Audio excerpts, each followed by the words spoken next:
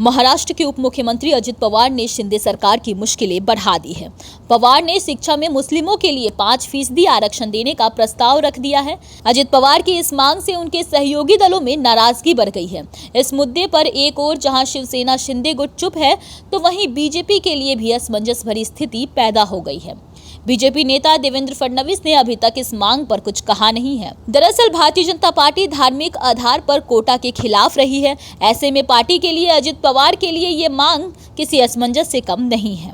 वहीं अजित पवार ने बैठक में कहा कि अब्दुल सत्तार और हसन मुश्रिफ की राय थी कि मुस्लिमों को आरक्षण मिले। पवार ने कहा कि इस मुद्दे को मुख्यमंत्री और उप मुख्यमंत्री देवेंद्र फडणवीस के सामने रखूंगा और आगे का रास्ता तलाशने की कोशिश करेंगे। अजित पवार ने हाल ही में भरोसा दिया था कि आर्थिक रूप से पिछड़े मुसलमानों के लिए एक विशेष पैकेज का भी विचार करेंगे। हालांकि अभी तक शिंदे और बीजेपी की तरफ से कोई आधिकारिक प्रतिक्रिया नहीं आई है।